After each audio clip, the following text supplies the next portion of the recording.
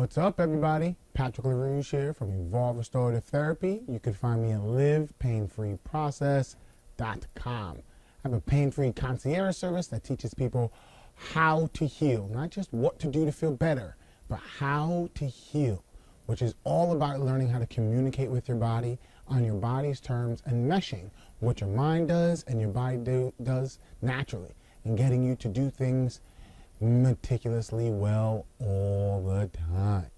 Now, this month is all about anxiety, and we deal with a lot of anxiety, and a lot of people don't even recognize it. That's what was last video tip about, which was last week. So if you haven't watched that, you have to watch that in order for you to understand what's about to happen here or when to do things. Because a lot of people ask me two things: when do I do such thing, as well as what to do. So those two words I hear a lot, when, what, but it's not about that. I teach people all the time, it's all about the how you do things. So what this thing called anxiety is, if you watch the last video tip, is all about your mind moving too fast or your body's moving too fast, and they're just not syncing up, which causes a disturbance or a compression, depending on the person that you are. And the last week's action step was all about finding your triggers, right? So now we have our triggers. We know we're stressed out. But it means absolutely nothing unless we find the pause button, the stop button. How do we stop it? Now, a lot of people say, yeah, that's obvious. That's common sense, Patrick. You just have to stop being stressed out, and then you can do it. But it's not about what you do. It's how you do it, right? So a lot of people don't even realize that they're bypassing their body all the time, and their body's kicking them out. So think about it as this. Every time you try to do something to your body, you have to go into this highly secure location, right? Let's call it a club or Fort Knox or a bank or anything that you want to think of, right? But there's a bouncer there. There's somebody in front of you. This person is really strict. And to get past this person, you have to have two things. One, the password. Two, the swagger and the confidence to administer that password. You can't go up to them timid and just like, my password is this. It doesn't work. You have to walk up like you own the place, because this is your place, and say, blah, blah, blah. You know, I'm the man, let me in. You know, that's the way it needs to come out. You can't say, I'm the man, let me in. You know, I'm the man, let me in. No, you can't just fiddle your way through this. When you're working with the nervous system, when you're working with your body, it needs to be precise and straight. So what I'm other words saying is you have to practice this.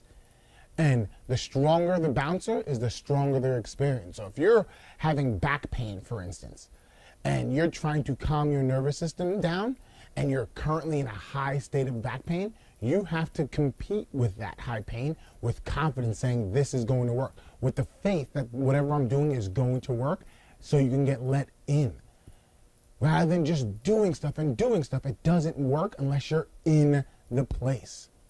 Which then brings us to this. One, practice what you have to do in private, and practice with yourself without much pain, when you're quiet, so on and so forth. Because if you try to do this up in an event, like I'm in pain or I'm really stressed out, it won't work as well because you're not as confident. I'm teaching you a password. It's not automatically going to get you in. You have to do the work and the practice to do it, to have the confidence. That's the how. So now let me give you the what. You now found your trigger. Your trigger could be just about anything. The temperature in a room, the noise that's coming out of a kid's mouth, someone cut you off. Anything could set you off, right? You have to know, I am now triggered. That's number one. If you can't feel this and feel what's going on, you have a bigger step to go under, which is body awareness. What's going on? So now you have your trigger. You now look and say, oh, I have a problem with mom. Mom is always triggering me. My mother-in-law's always triggering me. Oh my goodness, oh, blah, blah, blah. You know that's your trigger. Going into it, you have to make your nervous system low. Or, I have been triggered. I have to bring it down. What do? I teach my clients something called 4-square breathing. 4-square breathing is one of the many techniques of calming your nervous system down with breath. But let me teach you a secret. This is a humongous thing. You could do any breathing you want. It needs to be consistent and paced, right? You can do any breathing you want. But if you can get it in a consistent pace, in a rhythmic manner, your body would no longer think it's in fight or flight and being chased by something, unless you're doing chest breathing, which I'm going to explain in a second.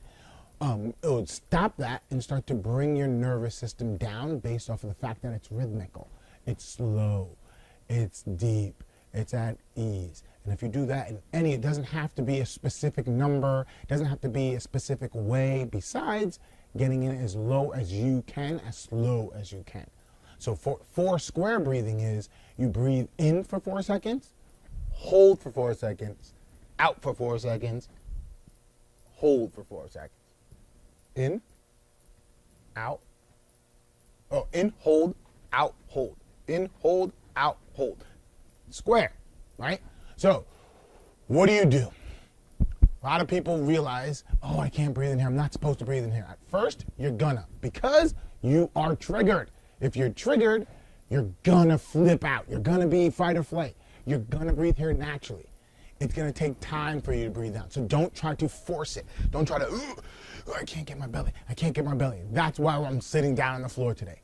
Because your first step is break that cycle. It's not what you do, it's how you do it.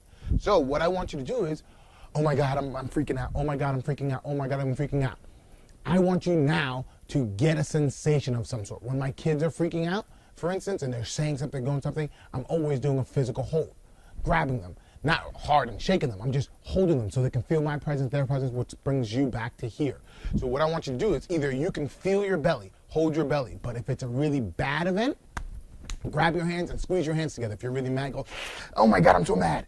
Oh my God, I'm so mad. And as you squeeze your hands or you squeeze something, not hurtful hard, but hard enough where you can feel it, brings you from the past to the future right into here. That's number 1 step. Number 2, then it brings you here so you can actually breathe. So we're just gonna hold our belly and we're going to try to attempt to do 4 square breathing, but we're not going to force it down low because it doesn't work.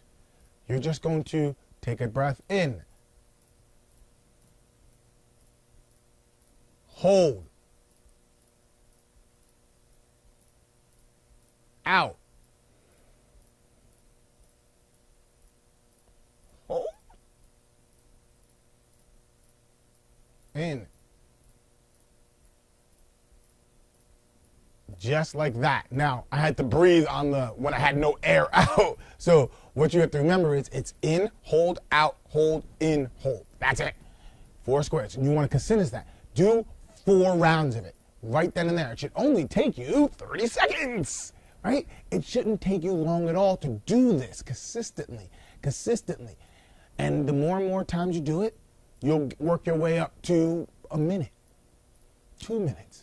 And then you'll realize, before you know it, you're in this meditative place, in the mess of what you're doing. So real quick, let's practice. I'm not going to walk you through besides my number count here, but I want you to watch how I'm not trying to, I'm just allowing my body to breathe, take air in. And it's just happened to be there because I'm in a calm state. It happens to fall into my pelvic floor. Open myself up as I take breath in.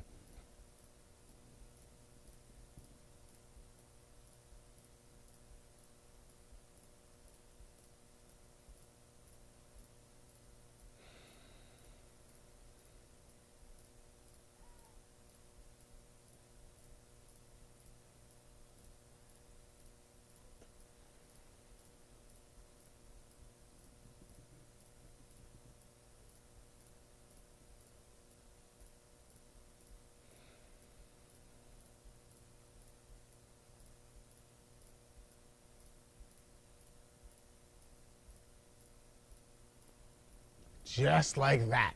Those 2 rounds. Really, really simple. 2 rounds.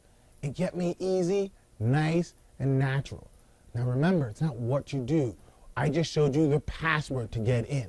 You have to know this to compare to what the bouncer is going to do to you. You might be this big person, this big, brawly version of yourself, because that's the other thing. The bouncer is no random person. It's you. But it's also the stressful event that you're going after. For instance, if someone cuts you off, it's, a person that's mad like you getting cut off. You have to be able to envision that person, see that person, confidently say, this is my house, let me in. Confidently. That's how you start to communicate with your body. Next week, we're going to be talking about once you're in, what do you do, right?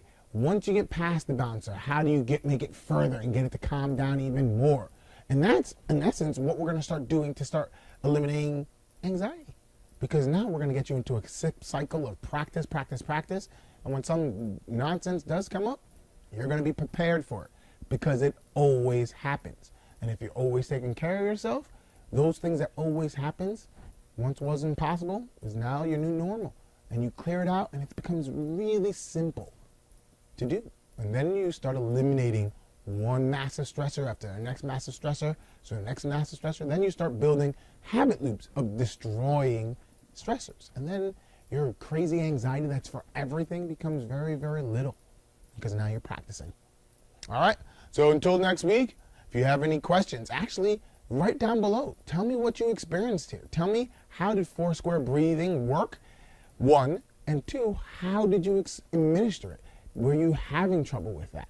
That's going to be the key part. It's not what you do, it's how you do. There's so many breathing techniques out there. How are you doing this one? Until next time, later.